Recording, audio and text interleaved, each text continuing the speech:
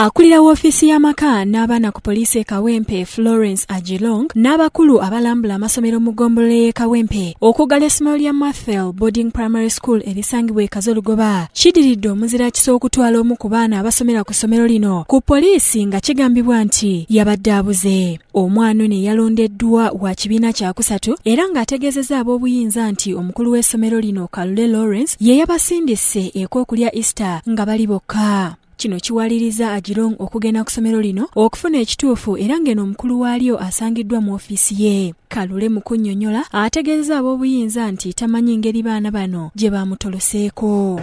Tubadde n'ebyokulya nga bitono naye nga tugenda tubalesoninga lwakuba nti ennaku zigenda zikendeera. Kati byo nga tuyita abazadde ku Sande nga tuyita abazadde bannange ssente tetulina n'ebyokulya biweddewo tusaba mutuyambe tulabe nga tumalako ttaamu. Natula nti tujja kujja ku Sande tebazze kakati ku Mane nga tuddamu tubakubya bannange mutuyambe mujje wajje abamu tebagana naye kyangu nnyo abaana abasinga tebalina ssente kuba tuyamba bayamba balala nga baga nti ennaku zesigaddeyo kasitayisi tegenda kutuuka musooke mbazzeeka bwe banaakomawo tujja kuba tufunyeyo ka ssente jjo nga tubasindika mbandi wano mbuuza wano abaana bano bali luddawa bannawe ono mpuuka nga bagenze n'abalala nembuuza ati bagenze batya bengambye okusigala wano. Kino kiwaliriza Agilong okusaba Kalule okumulambuza essomero lye kyokka bagenze okusanga nga talina bisaanyizo olw'ensonga nti terina basomesa ebisulo abaana mwe basula birabika bubi kyokka nga bwe bamubuuzizza abaana baasuza kwe kutegeeza nti bali 15. Ani abaggalira? Teggalira. Ate ttaala mukozesa ttaala ki? Kando. Mu ddoomu. Ekiro musulamu naani mu ddoomu? Fekka. Ani abanaaza? Tewali tunaaza. Wano Agilong wasaliddewo okutegeeza kubakola ku byenjigiriza mu ggombolola eno nga bano bazze bunnambiro era ne batandika okukebera essomero lino. Babuuziza Kalule gye yajja obuyinza obuweereza abaana eka okulya Easter nga talina yabumuwadde.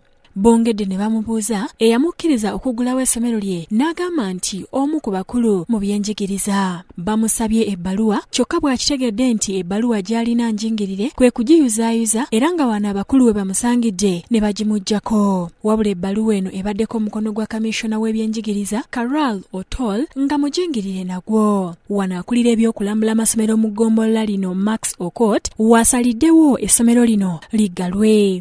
Why don't we just declare the school is closed so that you forget about disturbing parents and the children. Let the children go to other schools nearby. But before you do that, Mr. Abatuze mu Kazolugoba balumiriza Kalule okubanga talina basomesa era nga buli kimu yakyekolera. Headmaster, the metro, the askari, the musomesa.